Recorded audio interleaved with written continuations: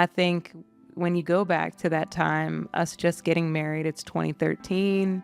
I moved from DC up to this apartment on 121st Street, and we kind of wake up married and say, okay, it's me and you. Now we're supposed to be starting this church. I mean, if you think about it, you see why so many church plants don't work, because it's not a good idea. Every time a new church plant wants to move to the city, I always say it's not a good idea. And I actually spend the first 20 minutes of any meeting with a church plant that's trying to talk them out of it. Yeah. You're right. It's mercy. It's pure mercy, yeah. We just met people and we welcomed them in to the shared vision of what we could become. Well, there you go. Planting a church is not a good idea. Not the most inspiring first words from church planters Jordan and Jessica Rice. Yet here we are, over 10 years later, reflecting on all God has done through Renaissance. My name is Joe Garrett. I'm the production director here, and have been deeply involved with Renaissance since meeting the Rices around Easter 2014, 6 months before we started weekly worship services. I've seen God do so much in our community, and had the idea to tell the story of Renaissance through a podcast. We often say that the church is not a building, but it's the people. God grows his church through people and their stories. In Scripture, after Christ was resurrected, Mary and the people who saw the empty tomb went and told the disciples what they had seen. In Acts 2, Peter preaches at Pentecost and 3,000 people are converted. Paul has an encounter with God, and his life is transformed to become an evangelist and a pillar of the early church. The New Testament is all about the good news spreading through transformed people. God is still doing this. He is still transforming people in a way that compels them to share the gospel with those who need to hear it most. And that's our story. Our story is not in Jerusalem or Rome, but in Harlem, New York, and Washington, D.C. And you'll hear from over 30 of those transformed people along the way. In our first episode, you'll hear the story of two young Christians, tragically widowed in their 20s, rediscovering faith and love.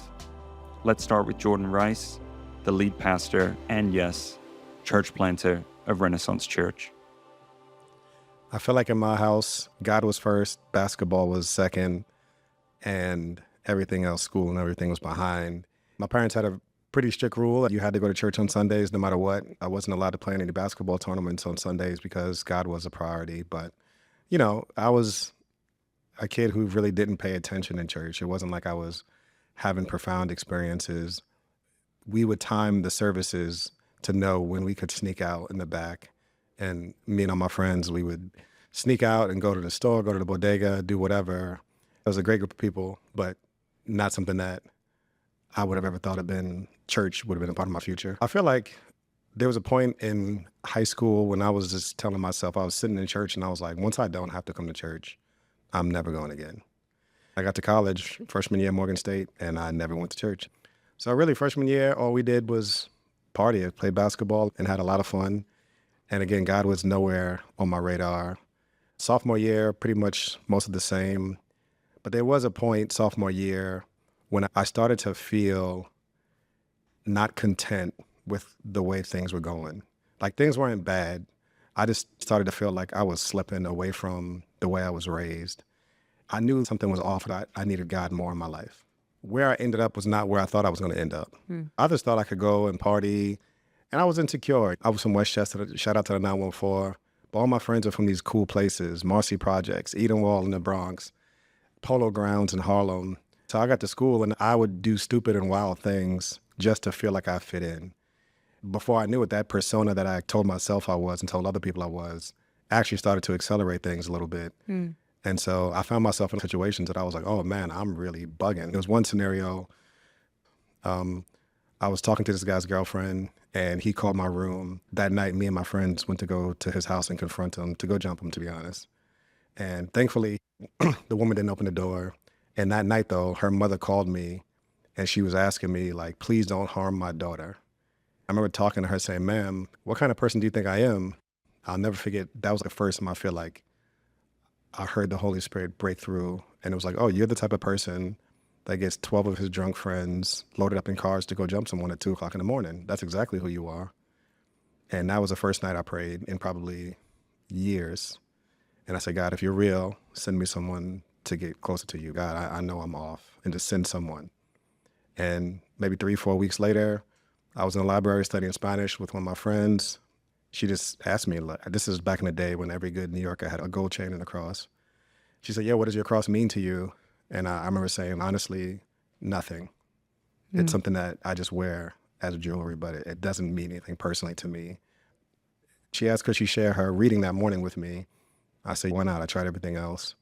And she did. I just remember feeling something that day. Nothing really changed, but I remember feeling something that day. And she invited me to church. I was just open to God, to anything new. A few weeks later, I found myself at a Bible study, and it was 3 other guys and me. And they would just say, hey, read this scripture. What does this mean? And then I would read the scripture and say what it meant. And then by the time we got to the last one, Hebrews 4:12, that everything we do will be laid bare before the eyes of whom we must give account. It felt like for the first time I knew I had to give God an account for my life. And not in a way that I was afraid. It was just a sharpness. It's almost like someone just opened the door and a cool breeze came in, like a frigid breeze came in. It was just like an awareness that I didn't have 10 seconds before that. Wow. And then we read Revelation 3:20 about Jesus saying, I stand at the door and knock if anyone will let me in. And they said, do you want to pray to let God in? I said, yeah. And we prayed. And that's when the dam broke. And I just couldn't stop crying. Wow. And then I knew from that point that something was different. When I got back to my dorm room and I broke down again and again, I never thought that prayer would take me here. But the prayer was, God, I just want people to know you. I knew that what just happened to me was real, and I just wanted people to have that real experience. I'd been to church before that, 1,000 times. So it wasn't like I want them to come to church. It was like I want them to just experience what I just experienced, because this was real, and it shook me to my core in the best of ways. I talked to all my friends, and I'm inviting them to church the next Sunday, and they're like, yo, bro, you going a little bit too hard, way too fast. And I just like all my mixtapes. This is back in the LimeWire, Napster days, Right. where you had to give your computer a virus just to download a mixtape. I had these mixtapes that were hard to get. I threw away and deleted all my music, broke all my CDs, because I was like, yo, listening to them, I just couldn't fathom that this was going to help me.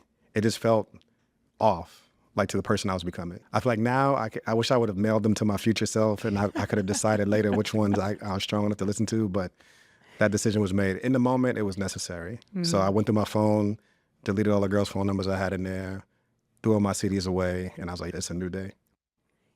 So I would just be inviting all my friends, the dudes who'd be in my room playing Madden, the video games. I would be like, yo, come to church on Sunday. When I would invite people to church, I couldn't find a good church for people to understand what was going on. I was with one of my boys one time. I invited him, and he came out of service and was like, yo, J.O., my bad, but I didn't understand what the pastor was saying. I was furious. The whole time I would sit in church and pray that the pastor would say something helpful. And then we would get out, and I was like, yo, what'd you think? And they'd be like, bro, and I knew it was whack. I knew he wasn't saying anything. I was just hoping they would grab a morsel of what he was saying. So then, really being frustrated, I said, yo, if we started a Bible study, would you come to that? My friend said, yeah, I probably wouldn't come to church with you anymore, but I would go to a Bible study if you did it. So I started a Bible study. But I had no intention of teaching a Bible study. Okay. I'm a gatherer. I can gather people. I invite people. I knew everybody. I was popular on campus. So I had one of my friends who was supposed to teach it. He called me and said, hey, Jordan, I'm just not right with God right now, and I can't teach the Bible study. I'm like, bro, I got 50 people coming. I can't send out a blast to say, hey, we're going to postpone it. It was all word of mouth invites. So the whole weekend, I was just begging him, bro, God forgives you. You can get right before Tuesday. Right. And then he said, bro, I'm not teaching it. So then I knew 5 or 6 other Christians on campus. So I was cold calling them, saying, hey, would you teach a Bible study on Tuesday? Not Christian teachers, just Christians on campus. They were like, no, I'm not teaching no Bible study on Tuesday. So then I called my friend back again like the day before. I was like, bro, please. He said, I'll never forget this. He said, if you want it so bad, you teach it. So never taught a Bible study before in my life. Never really even studied the Bible. I had read a bunch, but I had no training, no nothing. All I had were these sermon cassette tapes that my aunt sent me. She sent me these T.D. Jakes sermon cassette tapes. I listened to 6 hours of sermon tapes to do one 30-minute Bible study because I was terrified of not having enough content. Mm-hmm. So 6 hours of studying, just listening to what he was saying and just taking his points. I had 35 points. And I invited everybody out. I was so nervous. I was like so nervous. Yeah. And I stood up in front of everybody. And I've worked on this a lot since then, but I really did and do sometimes have a stuttering problem. And the whole first 10 minutes, it was impossible for people to even understand what I was saying because I was so nervous that not only was the content bad, but you couldn't even hear what I was saying because I was stuttering every other word because I was so nervous. And then I finally got a little bit settled in and I taught the Bible study. It was a terrible Bible study. But there was like 15 minutes into it where I thought to myself, I think this is what I want to do with the rest of my life. Now when I make the smallest of error on a Sunday morning, I'm like kicking myself. Then I really didn't care. Wow. Because again, all I wanted was for people to know Jesus. I didn't even think about myself. Wow. This wasn't a career choice for me. It was like, I just want these dudes and these people to know Jesus. That's it. And I've been chasing after that ever since. How did your family respond to your decision to become a Christian and follow Jesus? My parents were thrilled. I think my older brother struggled a little bit at the time because of how abrupt it was. But I think he, like all my close friends, saw how abrupt my life had changed and then really were worried that, like, what happened to you? You went from being like cool J.O. who was down for whatever to like now you're just doing Bible studies. And it was jarring for people who were close to me, especially my peers. Here are Jordan's parents, Gail and Roger, and his brother Jared. He grew up in what we thought was a Christian home, church and Sunday school. Every Sunday, we tried to honor God in this house. My husband was actually an ordained deacon. I was consecrated as a deaconess. Jordan and Jared grew up in church. They were junior ushers. It wasn't anything foreign. Discovering Christianity, we tried to live a Christian life and have a Christian heart. But certainly something was happening. It might have been when he was maybe his sophomore year. I think Jared, his brother, actually called us and said, something is happening with Jordan. You guys need to talk to him. They've always been extremely close. So I guess Jared was the first one that Jordan shared his news with. He was at Delaware State, which was about an hour and a half from Jordan. Jared called us and told us that Jordan was acting strange. So we got in the car, went down 95, went to Baltimore, to Morgan State University, just to see what was going on. Jordan starts to tell us what he's thinking about. He was talking about starting a church at the time. No, but my husband and I though figured out that Jordan had gotten saved, and We didn't figure out till we got down there. yeah, because we didn't know. We just knew that Jared said he was acting differently. So we would speak on the phone. We weren't with each other, right? We were at different campuses. And I remember one day when he just mentioned that he was just more into church, more into God, more into Christianity, the Bible, Jesus. And it was different because it just came out of nowhere. And when you hear that, you think, okay, maybe this is a phase that he's going through.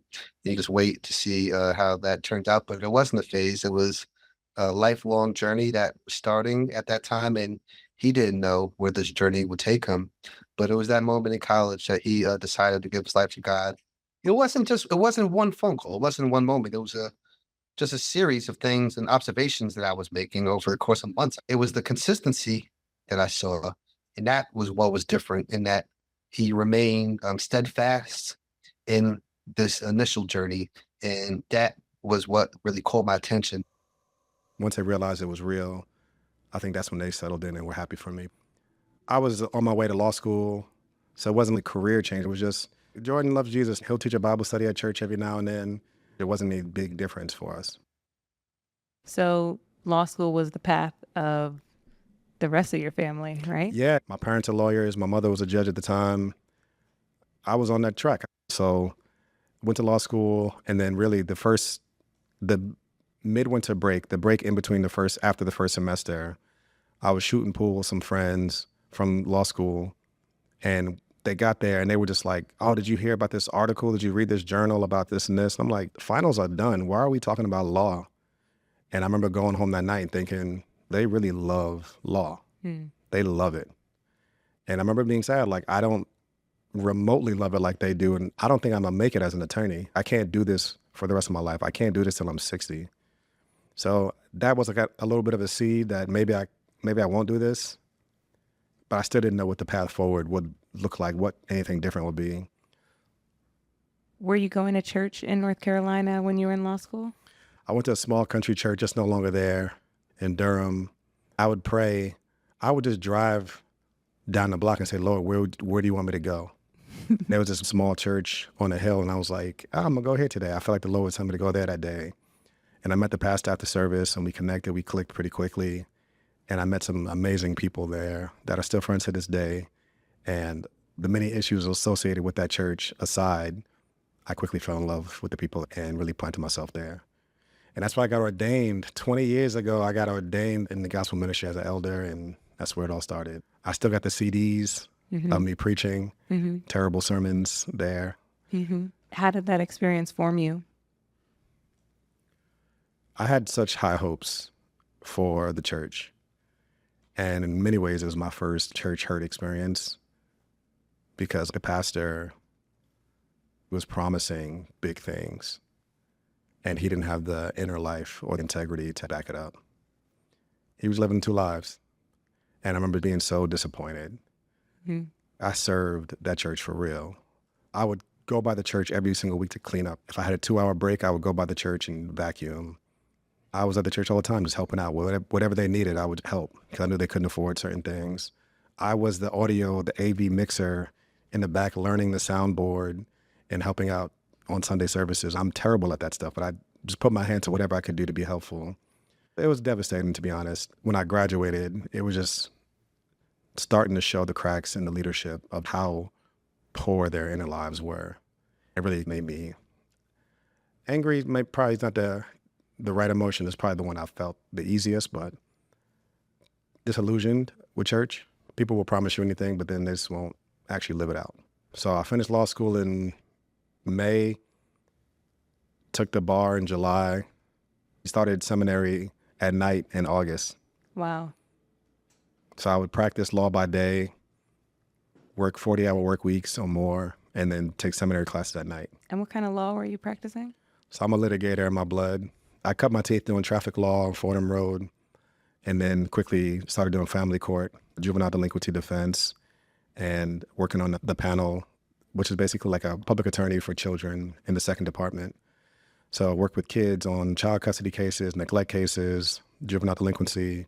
I was an attorney for children, so I would always represent the kids in the matter. And I loved it. It was great. And at the same time, you're going to seminary at night. And what's that like? It was tough. Everybody in seminary at my school was a critic. They weren't trying to build anything. They were just trying to tear down what was wrong with what was already existing. And I'm not a reformer in that sense. I can't enter a space and spend 20 years chipping away at institutional issues that plague an organization. That's just not the way that God wired me. So I guess being there, I realized, man, I can't spend my life arguing with people. I'd rather just build something that's better. And I think that's what I want to do. I met Danielle in 2006 and hit it off pretty quickly. After the first time I talked to Danielle on the phone, I knew I couldn't play games. Danielle wasn't the one to play games with in general. She was love me or leave me alone in the way she got down. And I knew she was special. She was very special. And so we hit it off pretty quickly. But she was living in D.C. and I was living in New York. And so every single weekend, we would see each other. Either she would take the train up or I would take the train down. And I have no idea how I was doing law, seminary, and going to D.C. every other weekend to see her. That was wild. I had mad energy. It's called being 26 or 25, whatever. Yeah, seriously. So the pastor of the church, where I was a youth pastor, the church I grew up in, that he told me he was leaving, going to Virginia, and he wanted me to consider taking over. So I remember going home and telling Danny, like, yo, pastor's leaving. And he just pulled me to his office and told me that he wanted me to consider taking over the church. This is in New York, This right? is in New York. Mm-hmm. And I was like, maybe this is what it is. This is a good story. The hometown kid comes over and takes over the church that he grew up in. After he graduated law school and came back home, he became the youth minister. Youth minister at our church. At our church in Westchester. And the kids loved him. That's when he was dating his late wife, Danielle. And they were just so popular with the young people in the church. So every few weeks they would have a youth Sunday, and Jordan was in charge of that. He brought a lot of changes to the church, very, very, very traditional church. And Jordan tried to update things, just be more youth-centered. He made it youth-centered on that Sunday. Yeah. And that Sunday, nobody wore a tie. Exactly. He let the young people in Take church over. And have certain, in fact, he had T-shirts made for all the kids. And in those days of kids wearing T-shirts, the church was just unheard of. Everybody dressed up for church. So Jordan really decided. It's like Renaissance. Right, exactly. He had the kids dressed the way people can dress at Renaissance, anything that's comfortable. So he was the youth pastor, and that was a really, really nice period for him. But one night, I went to a members meeting. This is probably 2007, 2008. Went to a members meeting, and they argued for an hour, like 1 hour. I know I exaggerate, but this is for real. They argued for an hour about whether or not the church would have a website. Mm. And halfway into the hour, someone said, well, how much does it cost? I'll pay for it. And he volunteered to pay for it out of his own private money. Mm-hmm. And then they argued for another half an hour if this was a good use of his money, because don't nobody use a website, is what they were saying. Mm. And I went home that night and I was like, yo, I can't do this. Mm-hmm. I can't argue with these people about should we have a website. Mm-hmm. I just can't do that. Mm-hmm. Mm-hmm. Right. So what happens next? So when I was in seminary, you have to do something called supervised ministry. It was a year-long class that you basically are working for 12 to 15 hours for a church in some ministry capacity as you flesh out all the stuff you're learning and you put it into practice. And I didn't want to do mine at a church. I refused to do mine at a church because I was so disillusioned. Yeah, between the experience in North Carolina and the experience at the church where you were youth pastoring and arguing about websites, you just... Yeah, it was like, I'm not doing this. So maybe there's a different path for me. So I did mine at Sing Sing, maximum security prison. And I had a mentor there named Brother Al that, man, Brother Al was... He rebuilt my faith in ministers of the gospel. Mm. Brother Al, he passed away a couple of years ago and from cancer, but for over 20 years, he would teach a Bible study every Thursday night for 50 out of the 52 Thursdays a year. One of the ones he would miss would be Thanksgiving because they wouldn't let him in on Thanksgiving. Mm-hmm. And he did that for 20 years straight. Mm. He never cared about fame, a name, nothing. And I remember sitting under his teaching and talking to him about, just like Brother Al, this has been 2 decades. And he just loved God's word and he just loved people. I would look at him teach. He wasn't the greatest teacher in the world, but Brother Al just loved people and he loved the Bible so much. He was so passionate and he was so helpful. At his funeral, it sounds like an eyesore, but they were just garbage bags full of letters that brothers who were inside wrote him about the deposit he made in their lives. Brother Al, he rebuilt my faith in the midst of the gospel. He gave me a vision for what a life well lived looked like. Mm. It wasn't about anything. It was just about loving God and loving people. That was it. It was so simple. Mm-hmm. And then I started to reconsider it again. I'm like, I could be like Brother Al. Mm-hmm. I've heard you talk about up until meeting Brother Al, that in some ways you could be a bit like a Pharisee and that he really introduced you to grace in a new way. Yeah, he introduced me to grace, not just theologically, but in life. I would teach a terrible Bible study and Brother Al would say, oh, Brother Jordan, Brother Jordan, Brother Jordan. And we would sit and talk and he would just break down a lesson to me about how it should have been taught. But it wasn't like this scolding thing. He was just showing me like the world that I was missing out on and the world that I could have explained to the brothers. Wow. So I would go home not with feeling of condemnation, but just to feel like, yo, the ocean of God's love is big. And I'm out here preaching, pointing people to a puddle. Wow. And so, yeah, so I kind of fell in love with the gospel through Brother Al's teaching, through my failures and the grace that he actually was giving me on a weekly basis. Yeah. Okay, so where does this whole idea of church planting enter in? Church planting came into play on the back of eliminating different options. So I knew I couldn't take over a traditional church. I was like, I'll just stay a lawyer forever. I knew I couldn't do prison ministry forever. It was good, but it was not something I felt like this is a permanent gig for me. And I didn't know what the next option was. And then one of my friends from seminary said, yo, you should come hear this dude named Tim Keller speak. He's talking about church planting tonight. And I was like, that sounds cool. And I was coming back from Jersey where seminary was. And I told Danielle to meet me in the city. And we met at this one church on 57th Street.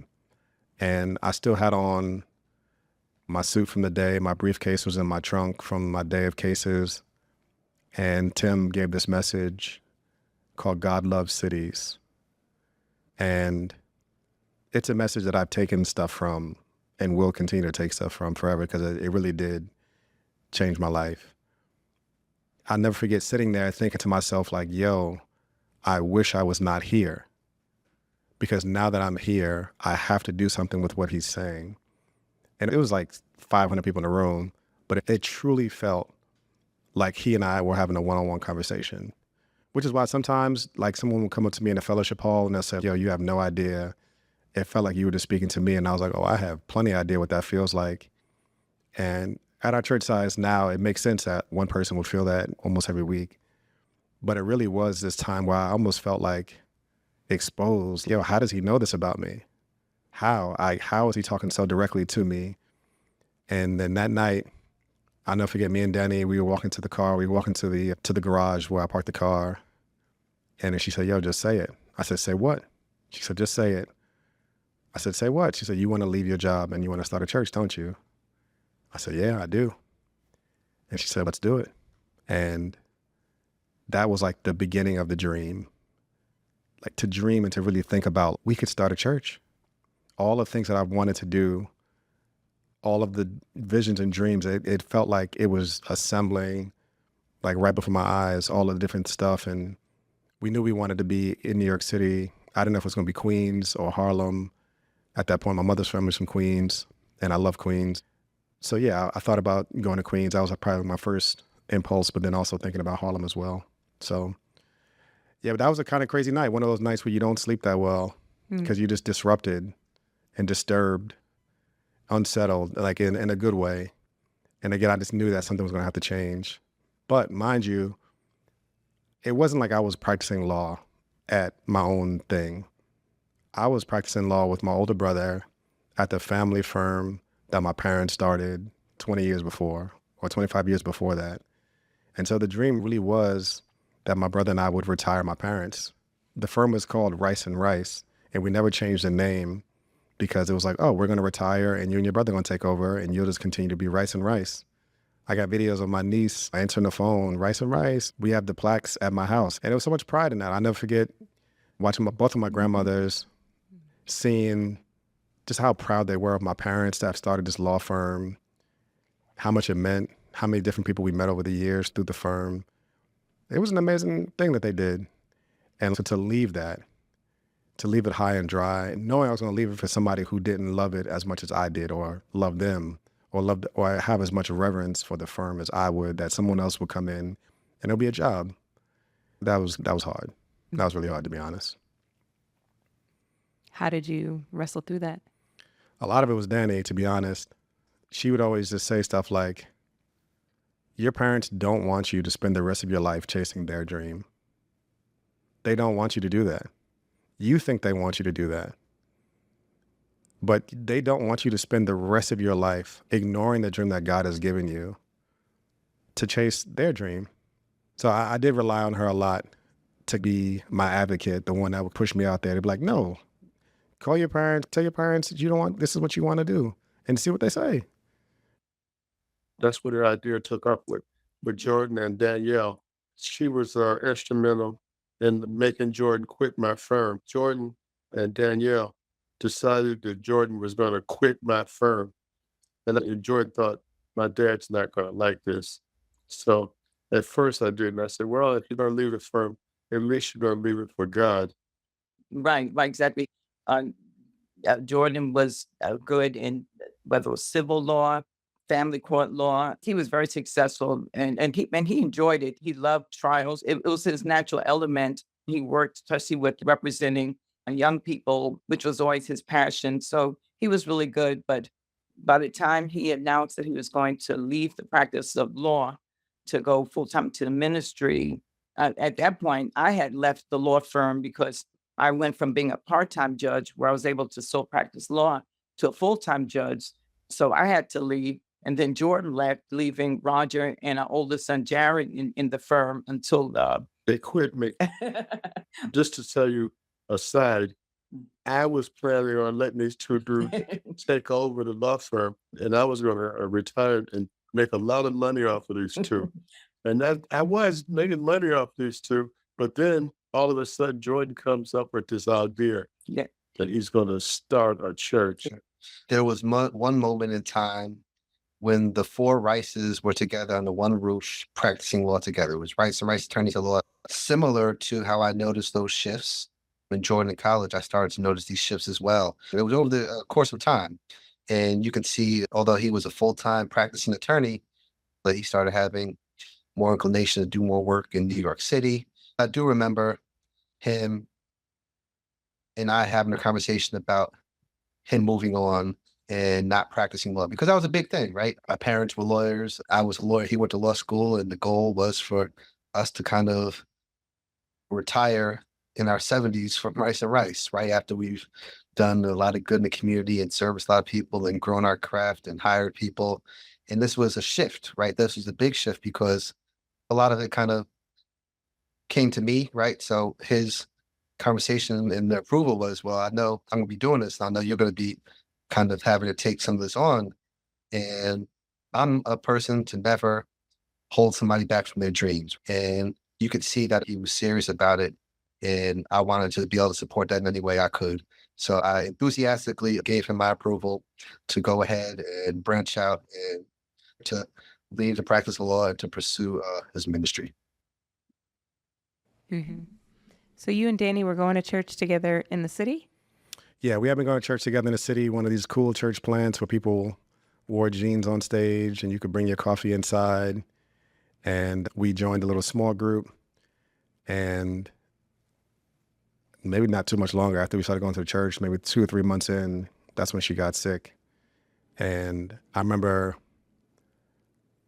in a lot of ways really hoping that this community would be a rock for me, because I was just figuring out church planting. I was thinking about planting a church with them, and I felt really close to them, and I was hoping that they would be there for me, because I was like really just drowning in just fear. Danielle had been diagnosed with a very rare cancer called primary cardiac angiosarcoma, and always with a fatal prognosis. And one of the things that I really struggled with in terms of faith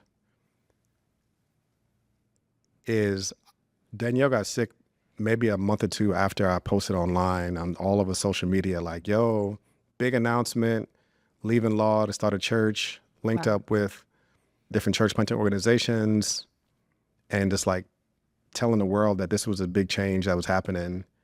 And that was like the thing that was the most frustrating with God, because it felt like I was like unprotected from God and exposed. I'm trying to leave law to start a church. Danielle is my main reason that I felt like I had the courage to do this. She's my right hand. Is this how you repay someone who wants to do your will, that you let my wife get a terminal cancer and I'm going to have to watch her die? Is this the story that you're giving me to live out? And I just felt cruel. I can live with a God of mystery. Mystery sounds good and sounds like God can't be understood. That's not what I was feeling. It was feeling like, no, God, you're not mysterious. You're cruel. Mm. You're cruel. You have forced me to live out my worst nightmare, and you got me looking crazy. I just told the world I was going to leave my job to start a church, and now this is what happens. This doesn't make any sense. Mm. There's no way people are going to think you're good if this is what you let me live through. How is this a good testimony? This is the dumbest testimony in the world. And so, yeah, that was a whole season of just thinking like, I ain't never going to church again. When she died, or Yeah. just during even her illness? During her illness, for sure, because I was so disillusioned and frustrated with the people at the church. Because my small group, I'll never forget emailing the small group and asking them, like, yo, we're going to be in the hospital doing chemo for these 3 days. It's hard. It is really hard. It would be great if you can come and just stop by, anybody. Just come and stop by for 20 minutes to lift up her spirits. It was more for Danny than it was for me because she was so disillusioned. And one time she asked me, like, oh, is anybody from the group coming? I was like, oh, I don't know. Maybe they will. I need to email them, knowing that I had emailed them multiple times and nobody responded. So then I was like, yo, these people are fake. Mm. They talk about community, all this stuff, and I'm asking them to come and they don't come. And then after she died, none of them came to the funeral. Wow. Yeah, that hurt. And they said that they didn't want to make me feel sad, so they wanted to give me space. And I was like, that's not true, because I asked you to come. And a couple of people reached out later, months later, to say, I'm so sorry, I didn't know what to do. Mm. And I was like, at least do I asked you to come. Just do that. Do the very thing I expressed. Please do this. And I think there was a certain shallowness. Obviously, there's a superficiality to our relationship. I think they didn't know what to say or to do, but doing nothing certainly was not the right answer. So on one hand, I'm furious at God for letting Danielle die. On the other hand, I'm like, church people are fake. So I'm never going to church again. Mm. Guaranteed, I'm not even walking into a church. Mm. Would you say after she died that you were experiencing a crisis of faith? Yeah, the biggest crisis of faith came before she died, mainly because Danielle I remember the day she got diagnosed, I remember praying and said, Lord, if she's going to die, please don't let it be a long drawn out thing. Don't make her suffer miserably. The doctors are talking, she might die this week. So let it be that. Mm. It's miserable, but don't let it be torture. Let it take out tonight. If this is what it's going to be, let her die tonight peacefully. And there was a couple times when she was in ICU. One night they had to rush in and give her like the paddles on her heart because her heart rate was going crazy. This was like maybe 2 or 3 days after she got diagnosed. So I'm thinking like, oh, she could have died today. Mm. And then she had this miraculous or seemingly miraculous recovery after the first couple rounds of chemo, and she was in remission. And I'll never forget being so happy. So happy. I was driving on the Jackie Robb. I was coming home from Brooklyn. And I remember I pulled over the next exit just to scream because I had so much pent up everything inside, and I was just so happy. And when the cancer came back a couple months later, I was like, yo, God, that's just messed up. Mm. You really took me on a roller coaster. And I think the biggest crisis of faith came in the last month of her life. She hated the hospital. And my last gift to her was that I wasn't going to make her stay at the hospital, that I would let her stay at home, which meant that I was her care. And I don't regret it. I would do it again. But it was watching my nightmare unfold right in front of me. Yeah. So yeah, just so much frustration and anger. And that was a crisis of faith. Like, God, how could you be good? Mm-hmm. Like, how could I tell people you're good? Mm-hmm. It just doesn't make sense. And that was when the crisis of faith came, and I would realize later, or think to myself, if I'm going to be a Christian after this, this needs to be a whole new version of God and faith, because whatever I brought into this is not doing what I thought it would do. Yeah. It makes me think of relationships where there's this significant breach of trust. And people often say, it's not that we're fixing the relationship that It's was. 2.0. It's like we need a brand new relationship. Yeah. To go forward. I mean, I think a lot of times they'll hear me say something on stage, and not everybody knows, obviously, my story, nor is it the center point of what I want to preach about. But for me at that point, faith became, I really became attached to Jesus in a way that I hadn't been before. Jesus, the preaching about Jesus coming to earth, it changed the way I saw God. No longer was God the one who sent his son to the cross. God was his son on the cross. God was on the cross enduring the pain. God knew what I knew, and God knew what I felt. God felt worse than what I felt. And that's like the teaching of the incarnation, that it was just that God came to earth and God physically felt betrayal, pain, excruciating pain, abandonment. There's one piece of the cross story where Jesus is on the cross saying, my God, why have you forsaken me? So then my prayers would be, Jesus, you know what it feels like to feel forsaken, that God gave me up. And so I no longer had answers. I no longer had deep, nice, neat theology. It was just, Jesus, you know what this feels like. And so I'm just going to rock with you because I have nowhere else to go. Wow. While she was sick, I prayed all day, every day, because I was hoping against hope that God would heal her. God had turned things around almost miraculously before, and I was like, you could do it again. This next pill might be the one that she's in remission 2 days from now. So I prayed a lot while she was alive, mainly because I was scared that if I stopped praying and stopped fasting, God wouldn't do what I was begging him to do. After she died, I think I stopped praying, not because of lack of faith, but just because grief took all my energy. And so I think all of my energy went to grieving. And so I don't know that I prayed a lot. And I think I did actually one time write about that prayer for me changed, because all I had prayed for was God to do things. God, would you do this? Please do this. And say it so earnestly. All I knew how to pray was to pray for forgiveness and to ask God to do things. And so I wasn't doing anything but laying around the house all day. So I didn't need forgiveness for anything. And he didn't do the thing I asked him to do. So it was like, I'm not going to pray, because what is there to pray about? Danielle's dead, so it's over. So I don't need him to do anything. And he's not going to do what I want him to do anyway, even if I do pray. And that's when I realized I was treating God like Santa Claus. I've been in a good list. You got to give me good things. And since God didn't behave like I wanted him to, and then I really started a whole new investigation on what a prayer life could be like. Because it was like, it can't be what I've been doing, because that was pretty empty. So I had to change it up. I think we've often heard you talk about how Danielle's illness and death shaped your faith. Yeah. How did her faith shape you? I still have Danielle's journal. And a couple weeks before she died, she wrote in her journal an entry called Fight, Finish, and Keep the Faith.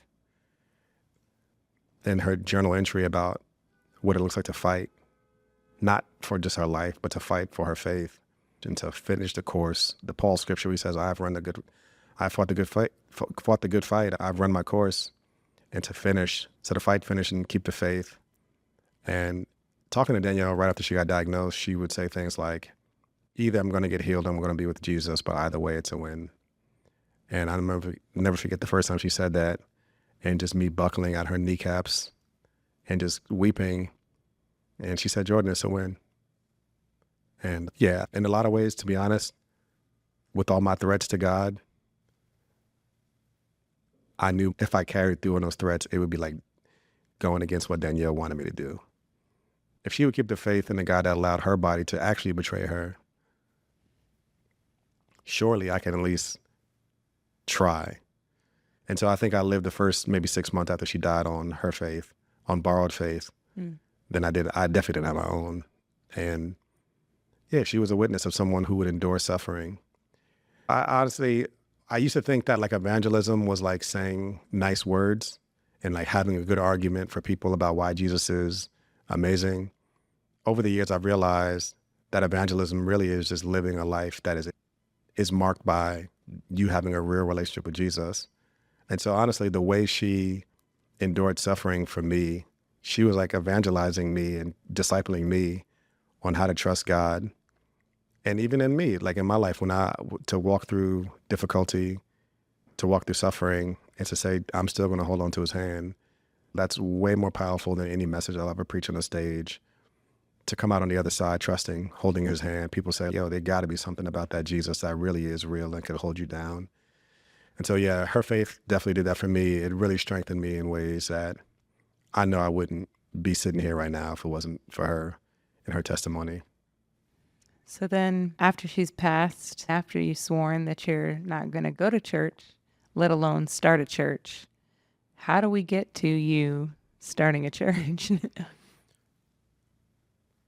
I feel like calling in a lot of ways, it's not like this majestic angelic voice from heaven. It's just like this nagging sensation. For me, it was just this nagging sensation, this dull ache that wouldn't leave. And I'll never forget, I was like sitting down one time and I was like, Jordan, I know you're not thinking about this stupid church again.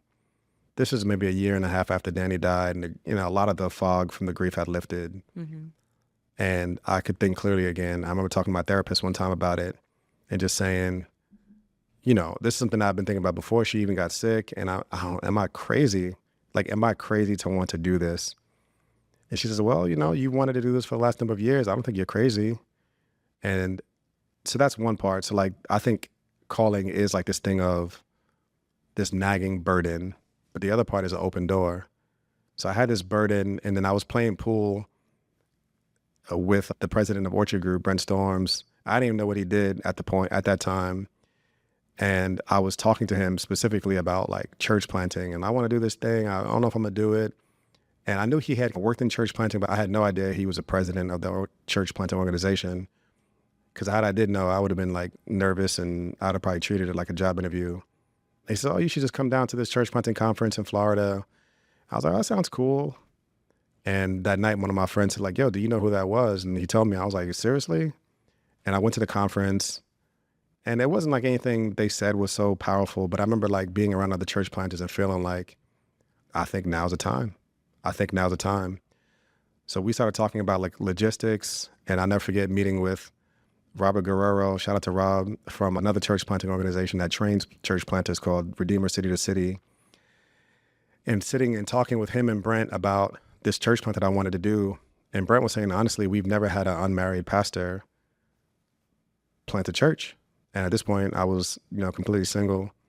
And Rob, that day, they said they were going to go with me, and they were like, we're gonna take a shot.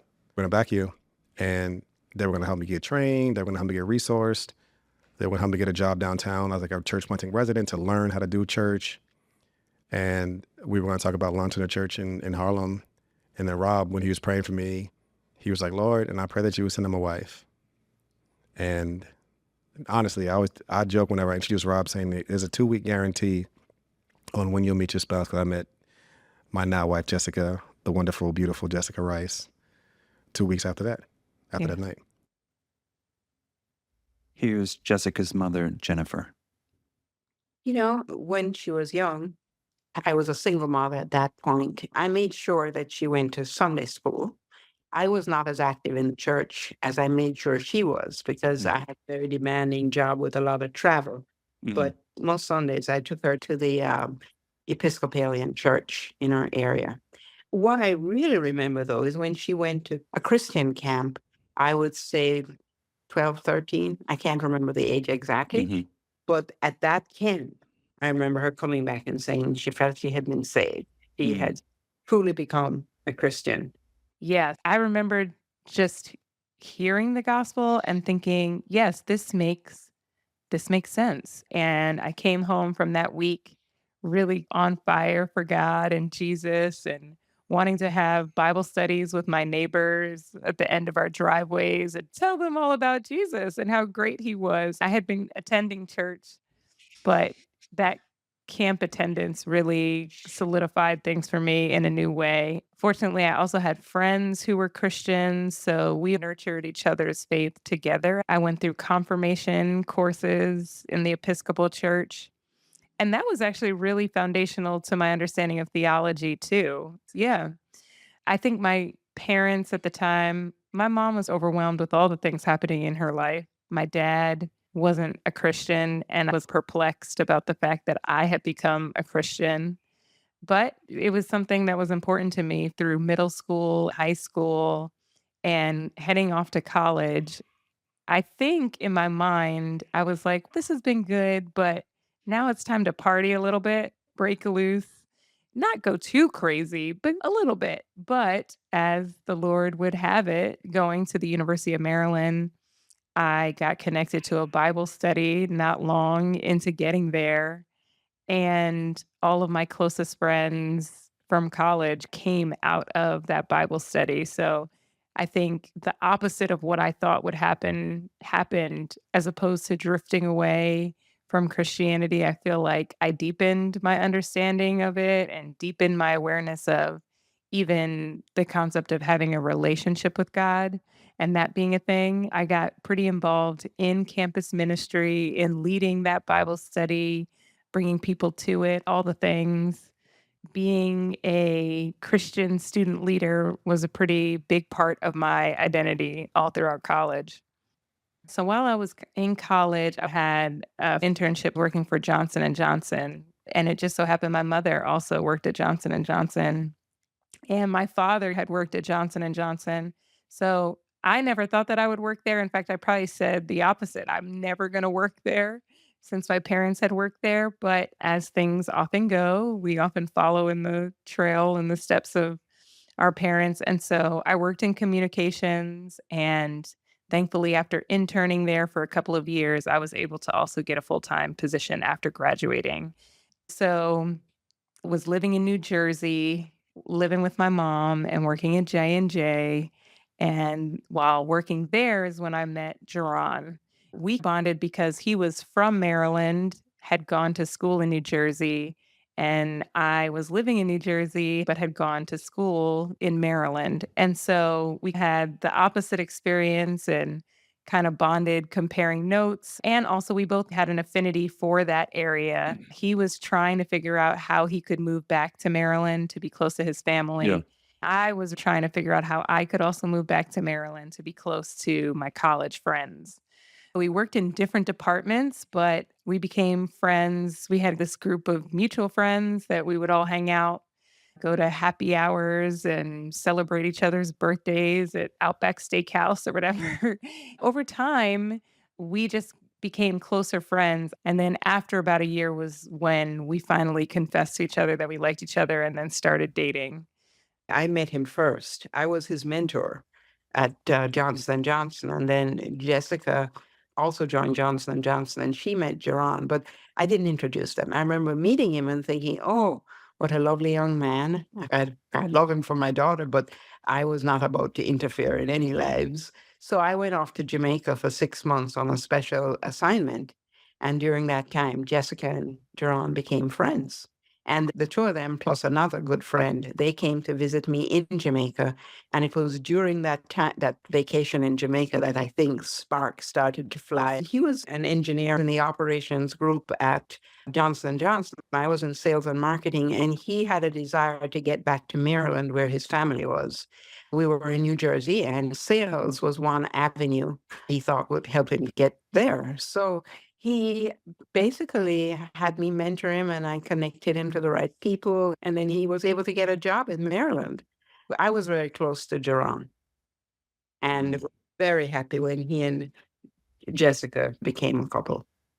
I got a job in DC and was able to move and live with one of my college roommates about 6 months after he had moved. That was great that we were both back in Maryland, him with his family, helping out his mom, me with my college friends, having a great time, and building our relationship from there.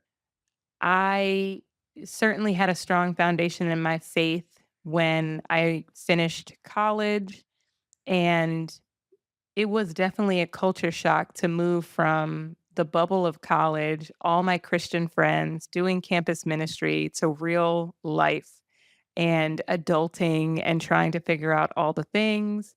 Jerron had a relationship with God. He believed in God, but he wasn't faithfully going to church. He wasn't like faithfully trying to grow as a Christian. And I think in some ways he was surprised by the fact that I wasn't judgmental of him in his space and where he was. Um, but I remember telling him once he had moved back to Maryland, "Oh, you should check out this church." And maybe even there was a weekend when I was visiting him in Maryland and I had taken him to this church that I loved It was a church plant. We didn't call it that, but it was a church plant, and it had a lot of young people who were there and a lot of my college friends who attended. And he really loved it, in particular because the pastor there, Keith Battle, he was speaking in a way that really resonated with Jerron. He was talking about go-go music, which Jerron loved. Anybody from DC or PG County knows what go-go music means to that area.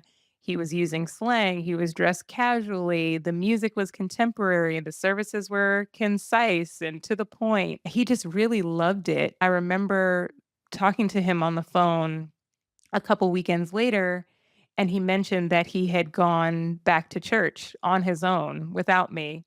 I was like, "Wow, okay, that's amazing." And so that church was just really instrumental, Zion Church, it's called, in his walk and him growing. And when I did eventually move back to Maryland, it was a very big piece of our relationship that we could attend church together and grow in our faith together.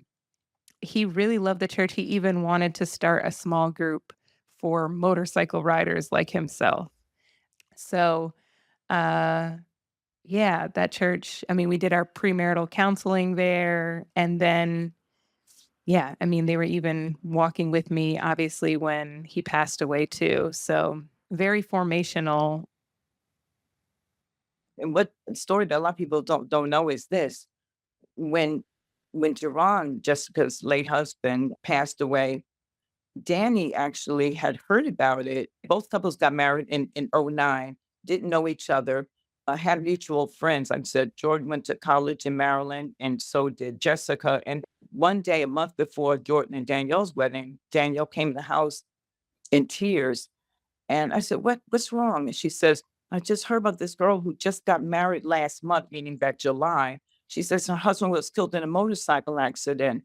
And Danny was so sad. She says, here, I'm about to get married next month and live my happily ever after.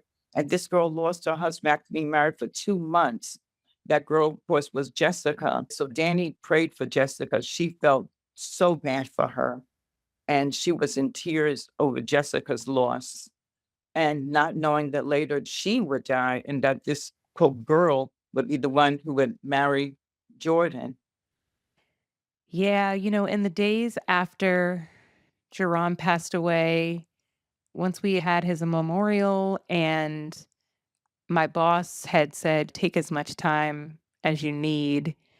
I went to Jamaica with my mom. She had a house there, and it was a place Jerron and I had been multiple times on family vacations. It was where he had proposed to me the year before, and I just needed to get away. And we were out on this catamaran that we often go to just on the water, trying to relax. I'm sure I was crying too. But I told my mom that I think I'm going to start a blog. The motivation behind the blog was that I had a lot of people who were texting and emailing me, trying to come by the house, check on me, and it was overwhelming. So I said, okay, I'm going to start this blog with the idea being I can update people on how I'm doing. And I told people, if you don't get a response from me on text or whatever you call me, you don't get me, just go to the blog and you'll get to see how I'm doing. And I also wanted to start the blog because I had so much going on in my head, swirling around, just things I was trying to process. It was very confusing and disorienting. And I really felt like the blog I could pluck one particular thing that was swirling around in my head out, and I could write myself a little clear about that thing. I could reflect on it, and then it was like I made a little more space in my brain with every entry. And that was what I did, and I told people from the beginning that do not look for this to always be faith-filled. It's not gonna be a long list of this is wrong and I'm sad about this. But you know what? God is good. That is not what these blog entries are about to be. They're going to be real time, raw. Sometimes on a good day, they'll be happy, and other days on a bad day, they won't. And I'm just going to be honest about where I am. And so The thing that was really powerful about the blog was that so many people found their own stories of suffering and pain, I think, in my story, even though they had not experienced the loss of a spouse, but they could identify with those feelings of despair, of trying to get up in the morning, of being reminded of the person they've lost with every interaction or every song that comes on the radio or every item in the grocery store. You're thinking about that person. And I think that showed me just how pain and suffering truly is this great equalizer. For as much as it hurts, it is the thing that none of us can really avoid in life. Here's Mike Kelsey, one of Jessica's best friends and lead pastor at McLean Bible Church in the DC area. Yeah, when Jerron passed away, so we have a really tight knit group of friends from college, and we still do to this day. That circle was really rocked by Jerron's death. One, because we all loved him. He was such a cool guy. And then also just we loved Jess. And so watching her walk through that grief and loss, really the shock of it all and the disorientation that happens when your life gets hit with that kind of tragedy, she was just in the center of that disorientation. It was disorienting for all of us for a number of reasons. One, we're young. We're not used to walking through that kind of grief with a friend. We're used to losing a grandmother or having a parent who loses somebody that's really close to them. So that grief was just different and more personal than most of us had really experienced. Anybody that knows Jess is the life of the party, anywhere and everywhere. And so we're used to Jess being loud, laughing, having a ball. To see Jess grieving, deeply grieving in that way, it was a shock to the system. So it was just hard, man. And we just did the best we could. It was a lesson and a journey for all of us. It was very devastating, as you can imagine. I remember it might have been my brother. He was almost in tears. He said, "How can she ever recover from this? I don't see how she'll ever recover." And I just remember feeling in that moment, we're going to see how God is going to do this. We can't see it because we just have such a limited perspective. But I remember it was almost like a challenge. Let us look to see how God makes something good out of this. And so, as hard as it was on that journey, there was still some expectation that somehow this was going to work out. It was a tough time.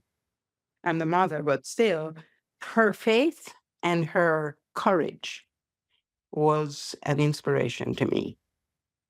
I don't post on that blog anymore, but I still have people who send it to folks when they are widowed or have lost someone. And I think what's most helpful is even for the widowed person to see the 3-year journey of a person going from the point of just the rawest pain to like starting to come out of the darkness and get up to this place of being like, you know what? I think 3 years later, I'm in a pretty good place. And to just feel seen by reading those entries, just the randomness of it all. And it, yeah, was one of the first things that Jordan read before he and I connected as well. It's funny because when I got a Facebook request from Jordan, I had no sense whatsoever that it would have any meaning more than any other Facebook friend request. I remember just really trying to figure out, do I know this guy or do I not? And then seeing his Facebook status and that it said he was widowed, immediately thinking, oh, he probably came across my blog and so he's just wanting to connect on Facebook. And that's cool. After accepting the friend request, he sent me a message maybe the next day and was just saying, I thought it would be cool to reach out as a fellow young widowed person and see how life is treating you, kind of thing. And I remember smiling at the message, thinking, that's nice. but then I didn't respond to it. I got distracted and I'm bad with my messages. So anyway, a couple days go by and I am talking to my friend Christina, who's a college friend of mine. So she says, "Hey, Jess, Musa," who's her husband, "Musa and I were in New York last weekend and we had lunch with this guy, Jordan Rice. His wife passed away last year and he has a blog just like you have a blog. It's funny, you guys just have a lot of things in common. So, anyway, wanted to mention that to you." And I was like, "Oh, right. That guy who sent me that message." And so I rushed back over to Facebook and well, first, I looked up his blog to read a few entries. You have to do your background research and cover some bases so that it looks like you know what you're doing. So anyway, I come back and I say, "Hey, it's so great to connect with you." Again, I'm still feeling like Jordan found my blog because he's processing his grief and someone said, "You should check this out." And I'm giving him some encouraging words about the journey after losing a spouse and hoping that all goes well with, because I think I could see maybe on his profile that he was trying to start some kind of ministry thing, that he was a pastor or something like that. I was just, that's so cool. I love to see people pursuing their passions and some encouraging words about the journey ahead and left it at that. He responded back to me and we had a little bit of back and forth. Conversation dies out. It's Friday, whatever, go about my business. On the Monday after that, I actually had a thought like, I wonder if I'll ever talk to that guy or message with that guy, Jordan Rice, again, or if it'll be one of those people who you accepted their friend request and then 3 years later you're thinking, who is this person on my timeline and how do I know them? And sure enough, it was like 15 minutes after having that thought that a message from Jordan popped back up in my inbox. And he asked me if my weekend was good. And at that point, I was like, oh, okay. So you really want to be my friend. You don't just want widow speak encouragement from me or to just connect because you read my blog. Like, you want to be my friend. Okay, I get it. And so, because dudes don't do that, Yes. ladies, just so that you know. I'm like, do we need to explain for the young people what a friend request meant at that time? When you didn't Right. just follow everyone, random people you didn't know. Yes, you could Yes. send the Facebook friend request. It means something. And yes, dudes do not just casually ask how your weekend was just for the sake of asking. I was like, oh, I see. He's trying to get to know me.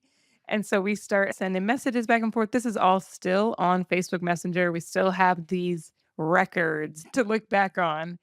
We start talking about things we're interested in, find out we have a lot in common. He went to Morgan State, which is why we knew a lot of the same people because of campus ministry stuff, that my sorority had a chapter at his school. And Musa had gone to college with Jordan. Christina had gone to college with me. I knew both of them, but Jordan was meeting Christina in New York that first time. My name had come up and he checked out my blog. And there was someone else, another mutual friend, had actually sent him my blog right after Danielle passed away. But at the time, he was just overwhelmed with his grief. And so he'd never read it. Fast forward a year and a half later, he's read the whole blog. He sent me the Facebook request, and we're exchanging these messages back and forth, talking about how we'd gone to school in the same area. He told me he was from New Rochelle. I said, oh, I have an uncle who lives in New Rochelle, and I know where that is. And find out some people that I knew at Maryland, he also knew. Talked about how we both minored in Spanish in college, how we both loved to cook and eat, how we both were into photography. We talked about old episodes of Martin, and we talked about being married to Danielle and Jerron and how we split up different household responsibilities and whatever else. It was a really free flowing kind of exchange for maybe a week and a half or so. And then Jordan told me that he was going to be coming to DC Labor Day weekend to hang out with some friends. He knew that he was relatively an internet stranger, but that we knew enough people in common that he could be trusted. So, did I want to meet up for coffee or whatever? And I said, "Yeah, that's cool." So, again, this is all over Facebook Messenger. We have not exchanged numbers or anything. Unbeknownst to me, he had no intentions of being in DC until I said yes and agreed to meet him. At that point, he hops in his car. He calls his friend and says, "Yo, I'm on this," as he calls it, "dummy mission to meet this woman, and I need to crash on your couch so that I can meet her on whatever, Saturday night." So we meet up at this restaurant close to my apartment in DC. And I remember him walking into the restaurant. I was sitting at the bar waiting for him greeting me and sitting down and us starting to talk. And I'm like, I don't know how this is going to go. Mind you, I did not tell a soul that I was meeting up with Jordan. Why is that? Because I knew that my friends would freak out when they heard the story. Like, oh, so wait, let me get this straight. You are having dinner with a guy who, like you, was widowed in his 20s and he's the same age as you. And I was like, I just don't even want all the melee because what are the chances of this actually even working out? This is too crazy of a story to be something. So I didn't tell any friends. So we sat and we talked and told each other stories. And I remember sitting with Jordan and there was just this, I don't really know how to describe it other than almost like shared vocabulary. I just felt like the way he was putting his words together was the way I would put my words together. He would use words that I would use, and he felt really familiar. And his humor was similar to mine. We were very vulnerable, sharing our stories, crying, listening to each other's stories. And we sat and talked at that bar for 5 hours. And it's interesting because when he shared with me what he had in mind for a church that he wanted to start in Harlem, it's made so much sense to me and sounded so similar to what I had experienced at Zion that I was like, yes, this is absolutely going to be amazing. I could just imagine the quote unquote Harlem Gerons who would experience this place and for the first time, they would feel seen. They would hear language that resonated with them. They would feel comfortable coming exactly as they were. There would not be a lot of Christianese used. I have benefited from this. My late husband had benefited from that. And I wanted to see that happen in a place like Harlem too. At the end of the conversation, I went home. I guess maybe I had told my mom about him because my mom asked, well, how did it go on the phone? And I said, oh, it was good. And she said, oh, are you going to hang out again? I said, I don't know, but it's nice to meet somebody who has a similar experience and story because it's just so rare to be a young 20-something-year-old widowed person. And she was like, okay. Then while I was on the phone with her, Jordan texted me. And I said, oh, he actually just texted me to see if I maybe want to hang out again. And she was like, oh, okay. And she rushed off the phone, like, get back to him immediately. Now, Jordan loves to say that I took forever and a day to respond to his invitation to hang out. I think it was like 10 minutes. Jordan Rice is just impatient. Anyway, in that moment, I was like, I just want to be sure, if I say yes to hanging out again, then that really means something. So were we just two people who are similar and are good at holding a conversation? Or is it something more? Spoiler alert, it was definitely something more. In our next episode of Renaissance Roots, we hear how a dream starts to become a reality, the twists and turns along the way, and we'll meet some of the earliest people who helped shape the Renaissance church we know today. I hope you'll tune in.